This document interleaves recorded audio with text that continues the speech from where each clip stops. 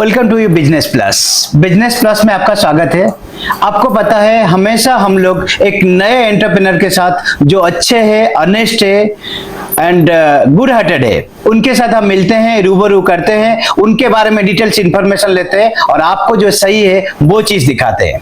Friends, आज हम लोगों के साथ है अंशुमान, जिनका निकनेम है, आज के डेट में फेमस है रॉकस्टार अंशुमान। अंशुमान नायक उनका नाम है। रॉकस्टार अंशुमान के नाम पे वो फेमस है। 9000 प्लस वो स्टेज शो कर चुके हैं। जॉर्ज डायल से उनका अवार्ड मिला है। काफी सारी चीजें उनके साथ है और उनके साथ हम मिलेंगे, बात करेंगे उनके बारे में, उनके लाइफ के बारे में, उनके सक्सेस स्टोरी के बारे में, उनके फेमस सिंग के बारे में, सारे चीज के बारे में जानेंगे। Sir, welcome to you business plus. Sir नमस्कार। Thank you for inviting me to business plus. कैसे हो सर आप? मैं बहुत बिंदास हूँ, मस्त हूँ। ओके सर, तो सर मुझे आप आपके बारे में थोड़ा बहुत इंफॉर्मेशन दीजिए। स्टार्टिंग कैसे किया, आप क्या है? एक्चुअली मैंने कभी सोचा नहीं था कि मैं इस मुकाम पे पहुंचूंगा। मैं एक्चुअली बिलोंग करता हूं जो जगह से, मतलब वो चंडीखोल एक जगह है जाजपुर के पास, हरिदासपुर स्टेशन के पास हम लोग का घर रहता है, वहाँ पे घर है। तो पिताजी तो नौकरी करते थे स्पेशल ब्रांच में, जो कि पुलिस डिपार्टमेंट से कनेक्टेड है, और मम्मी जो थी वो एजुकेशन में थी। तो इस हालात में क्या हुआ कि मुझे शौक था कीबोर्ड बजाने का या वो हारमोनियम बजाने का। मैं जब देखा एक प्रोग्राम के तहत कि एक हम लोग का ड्रामा होता है ना गांव में, उसमें देखा मैंने कि ये काले और जो मतलब जो सफेद जो रीड है वो कैसे चलते हैं, जब उंगली उसमें फिरता है तो गाना निकलता है, तो कैसा होता है उसके लिए मेरा बहुत मतलब रात को नींद नहीं आया। फिर मैंने सोचा कि जिसके पास हारमोनियम है। तब आपका एज कितना था तभी? तब मैं एक्चुअली तो 90 मैं बता रहा हूँ आपको 92 93 का मैं बता रहा हूँ। ओके, तब का बात मैं बता रहा हूँ मैं आपको। तो उस टाइम में क्या हुआ कि मैं जब किसी घर में गया कि भाई आप हारमोनियम है थोड़ा हमें दे दीजिए, थोड़ा तो देखना है कैसा। नहीं तोड़ दूंगा तो तुम तोड़ दोगे, ऐसा नहीं है, अब ऐसे नहीं दे सकते। तो ऐसा हुआ कि मैं देखिए, जो आप चाहते हैं ना शिद्दत से पूरी कायनात उसके लिए कोशिश में जुटा रहता है। तो ये जो डायलॉग किसी फिल्म में कहा गया था वो मेरे लिए सच साबित हुआ, क्योंकि मम्मी जो हेडमिस्ट्रेस थी तो तभी गवर्नमेंट की तरफ से हारमोनियम तबला ये सब मिला। स्कूल का जो वहाँ पे हालात था, वहाँ पे रख नहीं सकते थे, दरवाजा का सही नहीं था, मतलब वो खिड़की का सही नहीं था। तब हारमोनियम हमारे घर में रहने लगा। तो सोचिए, मैं हारमोनियम के लिए तरस रहा हूँ, हारमोनियम मेरे बिस्तर के नीचे। तो पिक्चर अभी बाकी है दोस्त। अभी पिताजी बोले कि पढ़ाई में आगे जाना है और मैं पढ़ाई में पीछे गया, हारमोनियम बजाता फेल हो गया। यहीं पे ट्विस्ट आता है। तो फेल जब हो गया तो मैं जब फेल होके भी जो दोस्त लोग हैं उनके साथ भी वो मतलब पार्टी वगैरह करता रहा मैं। हाँ। क्योंकि मैं म्यूजिक में पास हो गया हूँ, पढ़ाई में फेल हो गया हूँ। राइट। तो इसे ये बताना चाहता हूँ इस पॉडकास्ट के जरिए या जो बातों के जरिए कि फेलियर जो है ना वो परमानेंट नहीं है। राइट। फेलियर जो है वो टेम्परेरी है। फेलियर को आप कन्वर्ट कर सकते हैं सक्सेस में, जैसे मैंने किया है। तब पिताजी ने बोला कि तुम तो फेल हो गया हो। क्या प्रॉब्लम है, मैं तो मेरा ध्यान तो पूरा म्यूजिक में था, इसलिए फेल हो गया। तो अभी मैं पढ़ाई करके फिर अच्छा करूंगा। इतना अच्छा किया मैं वहां पे कॉलेज में, तो मेरा वहां पे भी बहुत अच्छा नंबर से आया, वहां पे मैंने पास आउट हुआ वहां पे से। तो जो म्यूजिक में बजा रहा था तब आपका पहला सिंग कौन सा था? नहीं मैं बता रहा हूँ, धीरे धीरे आ रहा हूँ। मैं ऑल इंडिया रेडियो में एज ए कीबोर्ड प्लेयर आया। ओके। तो अक्षयमानती जी खोखा भाई जो है उनके साथ मैंने 8 साल बजाया वहां पे। अच्छा। फिर पिताजी ने बोले कि उसमें से कुछ काम चलने वाला नहीं है, नौकरी करना पड़ेगा। तो मैं बीएससी के बाद एमबीए कर रहा था, तो अब नौकरी मेरा लग गया कहाँ पे, वॉक इन में देके इंटरव्यू, तो फार्मा में जाके बैग पकड़ के फिर डॉक्टर के पास इंतजार करते करते फिर मेरा वहां पे स्ट्रगल स्टार्ट हुआ फिर से एक बार। तो म्यूजिक मैंने नहीं छोड़ा था। तो म्यूजिक के बाद ये करते करते फिर मैंने आया क्या मतलब भुवनेश्वर, बालासोर से भुवनेश्वर से बॉम्बे। तो बॉम्बे में जोनल सेल्स मैनेजर के हैसियत से मैंने वीआरएस लेके अपना खुद का आराधना म्यूजिकल कॉर्पोरेट बनाया। और मैं तकरीबन 30 साल पहले गाना शुरू कर दिया था। जब मैंने पहले गाना गाया तो मुझे रिएक्शन मिला कि यार नहीं गा पाता है, अच्छा नहीं है। सबका मतलब किशोरदा के लाइफ में भी ऐसा हुआ था। तो जब मैंने कोशिश करता रहा तो ट्रांसफॉर्मेशन होता रहा। फिर अब जाके कुछ बात बना है और जिसके लिए मैं 9000 से ज्यादा शो कर चुका हूँ। जस्ट डायल से 5 स्टार रेटिंग मिल चुका है, और आगे भी बहुत सारे जैसे फिल्म के गाने मैंने प्लेबैक कर लिया है, और जैसे वियतनाम, मलेशिया, बैंकॉक, सिंगापुर सब जगह पे मेरा शो हो चुका है। और फिर मैंने बॉलीवुड के जो स्टार्स हैं जैसे करिश्मा जी हुए, और आपका तमन्ना भाटिया जी हुए, जूनियर अमिताभ बच्चन जी हुए, जो आपका बाबुल सुप्री जी हुए, जॉनी लीवर जी, उनके साथ भी बहुत सारे मैंने प्रोग्राम, स्टेज शोज और शेयर किया है। तो मेरा पहला एंट्री सॉन्ग जो है वो धमाकेदार रहता है, क्योंकि मैं रॉकस्टार जो मुझे खिताब दिया गया है, वो रॉकस्टार खिताब मैंने अपने आप खुद को दिया है। तो मैं एक्चुअली ये चीज में मुझे बहुत अच्छा लगता है कि कोई डिसीजन लेने का मतलब ये नहीं है, टाइम नहीं है, सही टाइम नहीं है। Take the decision, make it right. There is no time to take the right decision, right.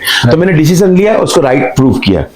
तो मेरा जो, मैं जब एंट्री करता हूं तो मेरा गाना रहता है, हवाओं ने ये कहा आई प्यार की रुत बड़ी सुहानी, हम लिखेंगे प्रेम कहानी। तुरंत बात होता है, सितारों की महफिल में गूंजेगा तराना, के होठों पे आया है दिल का फसाना, और दिल ने दिल को पुकारा, लो मैं आया मिलने दोबारा, मंजिल प्यार तुम्हारा, मैं हूं अंशुमान, तुम हो सहारा। ये इसमें एंट्री होता है मेरा गाने में। तो इसमें साथ डांसेस रहते हैं, स्टेज पे पूरा फ्लॉड लाइट्स रहता है, हवाएं चलती है, फिर वो मतलब उसका समा अलग बनता है। फिर तो ऐसे करते करते फिर मैंने जो प्रोग्राम्स किए हैं दिल्ली में, खास करके वो एक मतलब एक ऐसा किस्सा मैं सुनाने जा रहा हूँ आपको। बाबुल सुप्रियो जी का गाना मैं यहाँ पे गाता हूँ। कहाँ पे? उड़ीसा में। उड़िया गाना जो मैं कुछ उड़िया गाना भी सुनाऊंगा, जिसे मैं मैशअप करके गाता हूँ, लोगों को बहुत अच्छा लगता है। इसको मैं 90s नॉस्टैल्जिया बोलता हूँ। बाटोरे चालू चालू के बेकिए देखा हुए सबू मने रहे ना, किछि लोक किछि चेहरा, किछि लोक किछि चेहरा मने रहे केबे भूली हुए ना, अनामिका नायिका से हेला मोर प्रेमिका, मने पड़े आजी मोर से पिला दिन कहानी, सकाळर पहिली गाड़ी रे चाली जीवी तोते मु छाड़ी रे। ऐसे मैसअप जब हम गाते हैं तो लोगों को मतलब सोचने का वक्त नहीं मिलता है कि आगे क्या है, वो सोते सोते हम दूसरे लेवल पे चले जाते हैं। तो उसमें क्या होता है, एक अच्छा वाइब रहता है दिमाग में। तो इसमें एक म्यूजिक थेरेपी है। तो ये प्रोग्राम जो हुआ, मैं ज्यादातर अक्षर गाता हूँ किशोर बबुल दा का गीत गाने। तो अभिजीत मजूमदार जो अभी नहीं है, अभी बहुत लेजेंडरी म्यूजिशियन और डायरेक्टर हैं उड़ीसा के, उन्होंने मुझे पहला मौका दिया जोर का झटका फिल्म में, जिसको बाबुल सुप्रियो ने गाया था, तोरो कृष्ण चूड़ा रंगरो नाली ओढ़नी। और उस गाने को मैंने फिल्म में गाया, तोरो कृष्ण चूड़ा रंगरो नाली ओढ़नी, हाय मस्त मस्त आखी रे मस्त चाणी। ये जो गाना है ये मैंने गाया अभिजीत दा का डायरेक्शन पे फिल्म में। तो जब ये गाना में गाने से पहले क्या हुआ कि बाबुल सुप्रियो का एक प्रोग्राम हो रहा था दिल्ली में, तो उन्होंने फोन किया कि मेरे को अर्जेंटली चाहिए, मैं भूल गया हूँ गाने पॉलिटिक्स में आके, तो किसी को भेजो मेरे को गाना सिखाए। तो उनका गाना मैं यहाँ पे गा रहा हूँ, तो अभिजीत ने मुझे भेजा। तो वहां पे जाके मैंने देखा कि बाबुल सुप्रियो जी बैठे हुए हैं और उनका वो गाने मैंने उनको भेज दिया। तो फिर आप सोचिए, जिसका गाना आप गा रहे हो उनको आप सिखाने जा रहे हो, तो कैसा माहौल होगा। तो उड़ीसा के बहुत सारे लोग थे, उड़ीसा पर्व चल रहा था, तो मुझे बहुत खुशी हुई। ये मेरे मतलब ना भूलने वाली एक ऐसा क्षमा है। वहां पे मतलब बंधा रात को एक अरुण जेटली जी, धर्मेंद्र प्रधान जी और सुरेश वाडकर जी, बाबुल सुप्रियो जी, मैं, हम लोग इतने लोग बैठ के वहां पे खाना, उनके लिए तो कुछ बात नहीं, मेरे लिए बहुत बड़ी बात है। मैं जिनका मैं आइडल मानता हूँ उनके साथ बैठ के मैं रात का मतलब डिनर कर रहा हूँ। तो जब प्रोग्राम में वहां पे स्टार्ट हुआ तो बाबुल दा ने बोला कि आप अंशुमन आप गाना गाओ, तो मैं उनका ही गाना गाया था। ये बहुत ही प्यारा गाना है जो कि बचपन को रिलेट करते हैं, आपका पढ़ाई से रिलेट करता है, स्कूल से रिलेट करता है। ये गाना पे सब लोग भावुक हो जाते हैं। सुनाऊं क्या आपको? बोलिए। ये गाना है, हे समय বয়স কুমোর নেলু চোরে কো সিন্ধু করে দেলু লুচে হে সময় নেহুরা হଉଛି অড়ি মু କରୁଛି ମୋ ପିଲା ଦିନ ମତେ ଦିଅ ଫେରେଇ मोह जिला दिनों को दियो फेरेई। ये गाना था जो बाबुलदा ने गाया है। वो गाना मैं बाबुलदा रहते हुए स्टेज पे गाया वहां पे और बहुत अच्छा लगा मुझे। 700 से 800 फीट का स्टेज में मैं मच्छर जैसा दिख रहा था। मैंने देखा वो वीडियो आवाज में, तो 1.5 लाख से तकरीबन लोग थे वहां पे। 48 प्रोजेक्टर्स लगे हुए थे। क्या जमा था, मतलब दिल्ली में इंडिया गेट के पास इंडिया गेट लॉन्च में वो प्रोग्राम हो रहा था। ये वाकया जो है ये एक मेरे मुझे मतलब ये मैं चाह के भी नहीं कर सकता। मतलब आप कुछ करते जाओ ना, फल के ऐसा मत करो। ये जो भगवत गीता में हमने पढ़ा है ये यहीं पे सिद्ध होता है। क्या आपके लिए कौन फल क्या फल रखे हैं भगवान आपको पता नहीं है। भगवान हो, अल्लाह हो, कोई भी हो, सुप्रीम पावर के बारे में बता रहा हूँ। तो ये मुझे अच्छा लगा। और अभी मैं हाल ही में गाया था बॉम्बे, मेरा 3 शो था। एक ग्लोबल लीजेंड का शो था, उसके बाद ओडिया कम्युनिटी का 2 शो था। तो उस शो में मैं देखा कि जब मेरा 12 अप्रैल को निधन हो गया आशा जी का, 13 को मेरा शो नहीं था, तो मैं वहां पे उनके घर में गया।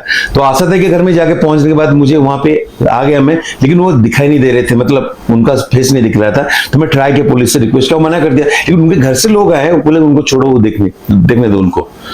तो वो जो शायद वो अपने घर के समझे, क्या समझे वो मुझे पता नहीं, ऊपर वाला जानता होगा, मतलब सुप्रीम पावर। तो एक और अजीब बात हुई कि वहां पे विवेक ओबेरॉय जी थे, वहां पे आनंद भोसले उनके बेटे थे, सुदेश भोसले जी थे जो अमिताभ के वॉइस में गाते हैं। तो मैं वहां पे था और बाकी सारे लोग थे, मतलब जैसे अनु मलिक जी थे, हरिहरन जी थे, रणवीर सिंह थे, सब थे। लेकिन एक होता है ना जो मतलब क्या कौन पकड़ा, वैसा ऐसा एक सुजोग मतलब मिला मुझे एक मौका, तो मैं भी कंधा दे दिया सुदेश भोसले जी के साथ। तो ये मेरे लिए बहुत मतलब ये चाह के भी हम नहीं कर सकते कि तो एक वरदान है, शायद कनेक्टिविटी है ऊपर से इधर से। तो मुझे ये बहुत अच्छा लगा। हाल ही में मेरा 2-3 गाने भी रिलीज हुए हैं। भजन भी ओडिया भजन में गाता हूँ। जैसे मान लीजिए ओडिया भजन में अनुज जुलेड़ा जी का भजन अभी उनसे मिलके आया था लास्ट टाइम में, तो उनका एक भजन है, कालिया ठाकुर मो कालिया ठाकुर, कालिया ठाकुर मो कालिया ठाकुर, तो बिनु आनो गति नाही रे मोहर, तो बिनु आनो गति नाही मो कालिया, तो बिनु आनो गति नाही। तो मैं स्टूडेंट हूँ सोनू निगम जी का। तो सोनू निगम जी मिमिक्री मास्टर हैं। तो उनके जो स्टाइल है गाने का, मतलब कितने सारे वॉइस में वो गाते हैं। तो हम लोग अभी मैं हाल ही में I have completed my post graduation in advance Bollywood music from RTM academy. वो एकेडमी का नाम लेना चाहता हूं। तो उसमें सोनू निगम जी और चित्रा जी मेरे ट्रेनर थे, मतलब उनका सुपरविजन में हुआ। और मेरे ट्रेनर थे अभिषेक मल्होत्रा जी, जो कि आशा भोसले जी के को सिंगर हैं। तो वहां पे काम करते करते मतलब एक दिन में हम लोग 2-3 गाने उठा देते हैं। लेकिन आरटीएम एकेडमी में देखा कि एक गाने का 15 दिन, 17 दिन, 18 दिन तक वो रियाज करवाते थे। तो इसी हिसाब से अगर मैं देखूं तो मेरे पास गाने का लिस्ट है जो मैं पकड़ के बैठा हूं इधर। तो मान लीजिए कुछ गाने का मैं इधर मैं सुनाना चाहूंगा आपको डिफरेंटली। आप तो बहुत सारे वॉइस मैंने सुने हैं। जादू तेरी नजर, खुशबू तेरा बदन, तू हाँ कर या ना कर, तू हाँ कर या ना कर, तू है मेरी किरण, तू है मेरी किरण, जादू तेरी नजर, खुशबू तेरा बदन।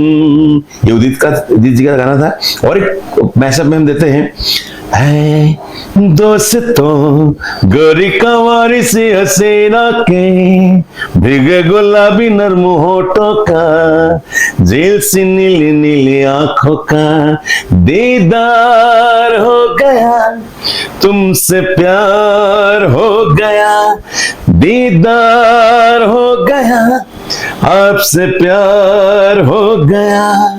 ये मतलब उनका हस्की का स्टाइल है, तो हम गाते हैं। और उनका भी गाना है, दीवाना मैं चला उसे ढूंढने बड़े प्यार से, दीवाना मैं चला उसके घर का पता है हवा तू बता, हर दीवाना मैं चला। ये स्टाइल है उनका। अच्छा सर, एक बात पूछना चाहूंगा। जी, जी। आपने पहला प्लेबैक सिंग कब स्टार्ट किया? प्लेबैक सिंग तो मतलब ये जो गाना है ना, तुर कृष्ण चूड़ा रंगोरो नाली ओढ़ोनी, ये गाना कब स्टार्ट हुआ था ये शायद 2012 में। अच्छा, और आपका सबसे बेस्ट प्लेबैक सिंग कौन सा है?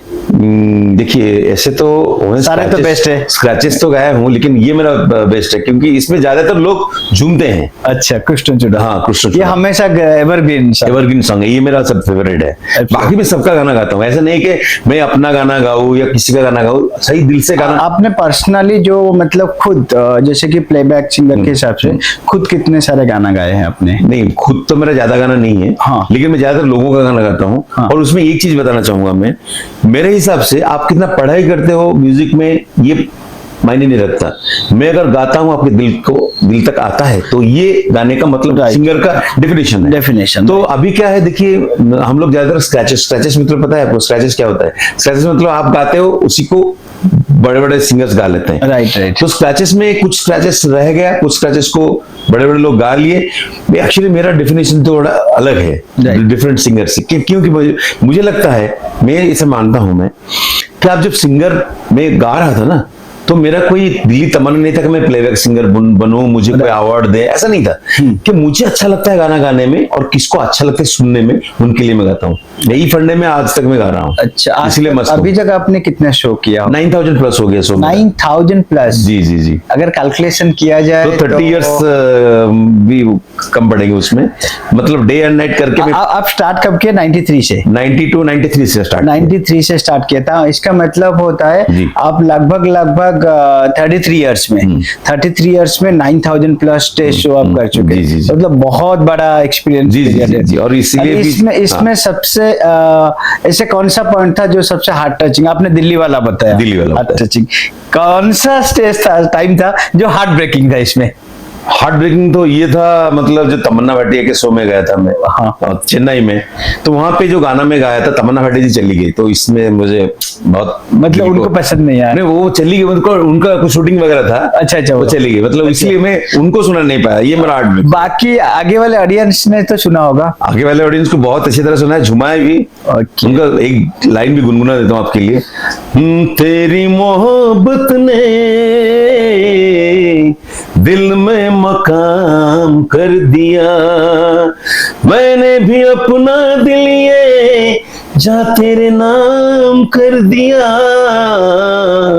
तेरी मोहब्बत ने दिल में मकाम कर दिया। Okay.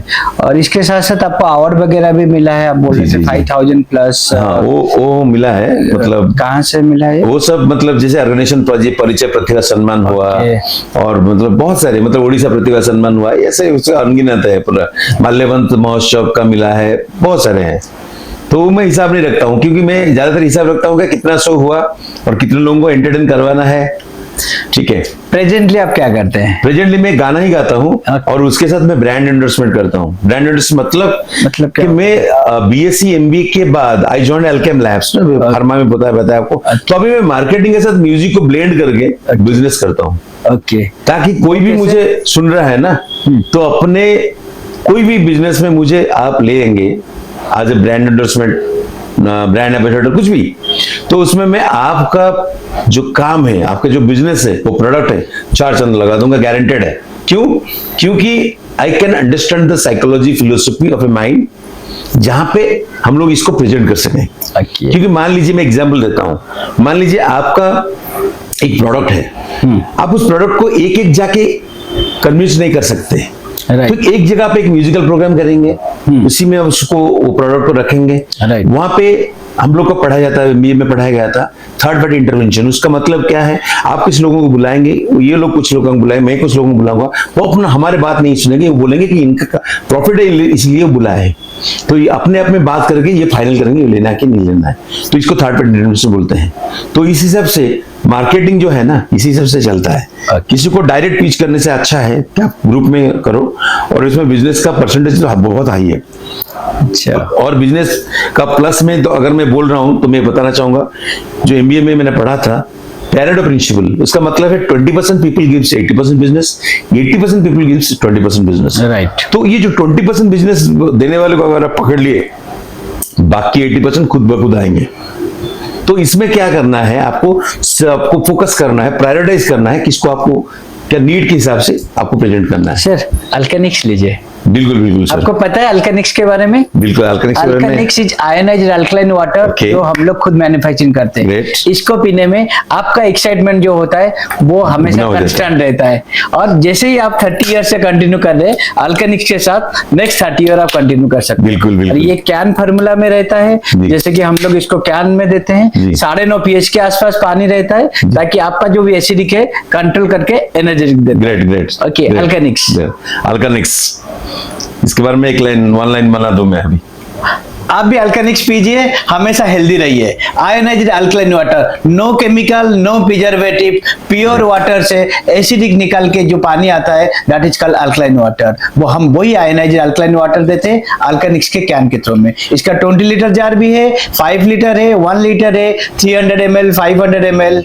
Contact alkenics.com for more details. मैं अगर मैं पीछे ले जाऊं आपको थोड़ा, जब अमीन शानी थे तो मतलब मैं वहीं से, मतलब गाने का, म्यूजिक का, फिल्म का, यहीं से मतलब शुरुआत है।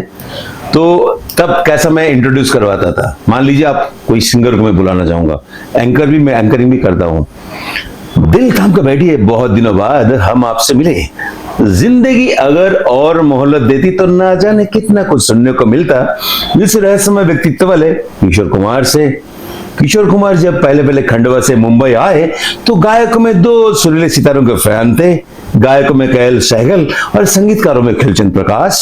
सहगल की आवाज तो उन्हें उम्र भर प्रेरणा देती रही, फिर आर.डी. बर्मन ने उन्हें अपने धुनों में ले ली, फिर उनकी धुन 20 यूं संगीतकारों की धुनें सवारी, जिनके बारे में हम जितना भी कहें वो कम ही होगा। दोस्तों, जोरदार तालियों के बौछार के साथ हम स्वागत करेंगे अंशुमन जी को, जो सुनाएंगे आपको किशोरदा के ये प्यार वाला गाना। तो ऐसा था हम लोग का, मतलब ये सब तो इसी हिसाब से बोलेंगे, जो अपने फैमिली से करे प्यार वो अल्केनिक्स से कैसे करे इनकार। तो बहुत मजा आया, बहुत अच्छा लगा। अच्छी सर, आपका प्लानिंग क्या है नेक्स्ट, फ्यूचर प्लानिंग? मेरा फ्यूचर प्लानिंग सुन के आप मुझे भगा तो नहीं देंगे ना? बोलिए ना। मुझे ओडिशा का सीएम बनना है। क्या बात? जैसे नायक फिल्म में क्या अनिल कपूर जी ने बने थे ना, वैसे मेरे को 2 दिन, 1 दिन का नहीं, मेरे 15 दिन को पूरा बनना है। और पूरा अभी क्या करना है मुझे, मैं बता रहा हूँ आपको। बिजनेस प्लस का मीडिया है, कोई सुन रहा है तो उनको भी ध्यान देना चाहिए मैं क्या बोल रहा हूँ। अभी एक्सीडेंट का जो लेवल है ना बहुत ऊपर है, राइट। क्योंकि जो हेवी व्हीकल्स जाना नहीं चाहिए उसको तो वो जाने देते हैं। राइट। अभी बरमुंडा में 3 बंदे का एक्सीडेंट से जान गया है। उसमें मेरे एक बुजुर्ग है, मेरे भाई है, उनका एक लड़का भी था। कल उनका प्रोग्राम में हम उनका वो ट्रक जलने की वजह से भी 6-7 घंटा भी वो पूरा हो गया था, हो गया था। तो अभी मैं कहना चाहता हूं, मैं अगर सीएम बनूंगा तो मेरा फर्स्ट क्या रहेगा, मेरा एजेंडा रहेगा कि सारे 2 व्हीलर्स में ऐसा सेंसर लगा दिया जाए कि हेलमेट उतारोगे स्टार्ट बंद हो जाएगा, हेलमेट पहनोगे स्टार्ट होगा। तो इसमें क्या होगा, हेलमेट उतरने का चांस ही नहीं है। Right. और सीट बेल्ट जो है 4 व्हीलर का वो निकालोगे स्टार्ट बंद हो जाएगा, लगाओगे तो लगा रहेगा। Right. तो उसमें क्या करेंगे, मैं अगर सीएम बनता हूं तो ट्रैफिक से मेरे को पैसा नहीं चाहिए, लोगों के लाइफ के रिस्क में डाल के पैसा कमाना नहीं है मुझे क्या करना है, मुझे ये करना है कि लोग कैसे सुरक्षित रहे।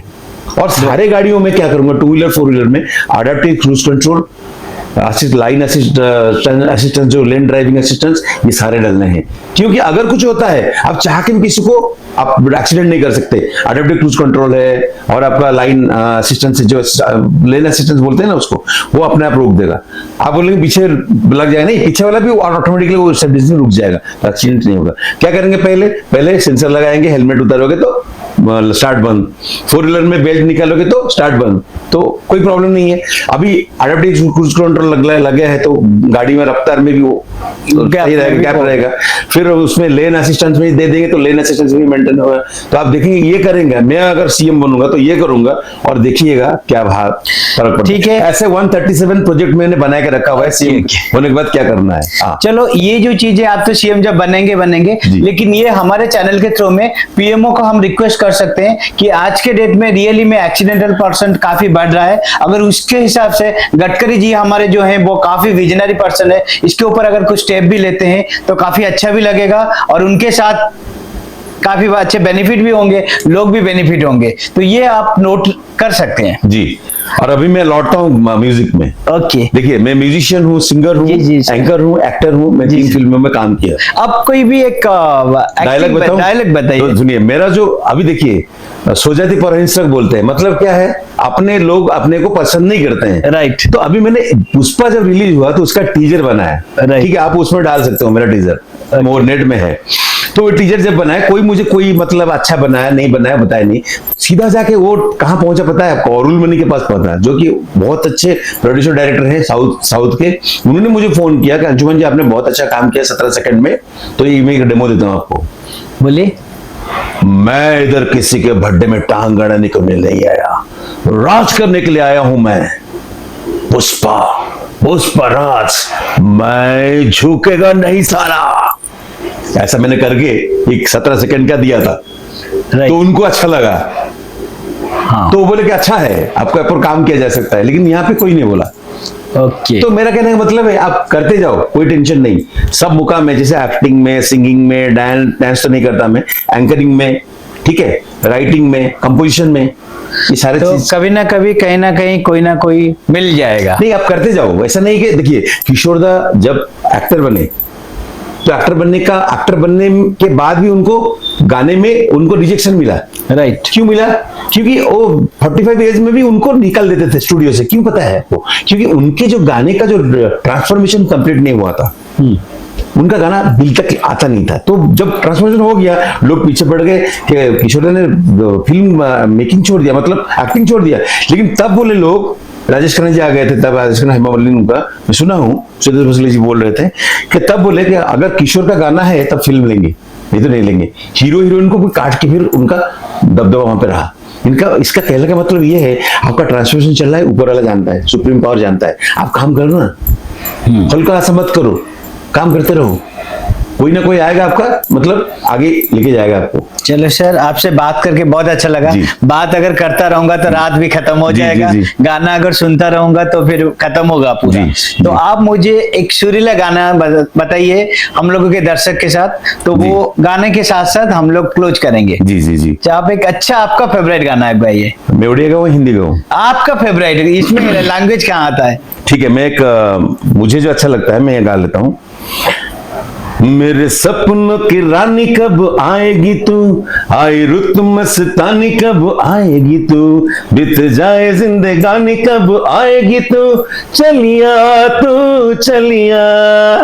फूल से खिल के, पास दिल के, दूर से मिल के चैन आए, और कब तक मुझे तड़ पाएगी तू, मेरे सपनों की रानी कब आएगी तू, आई रुत मस्तानी कब आएगी तू, बीत जाए जिंदगानी कब आएगी तू, चलिया। चलो सर, आपसे बात करके बहुत अच्छा लगा। नेक्स्ट फिर आपके साथ दोबारा मुलाकात करेंगे और एक अच्छे टॉपिक के साथ।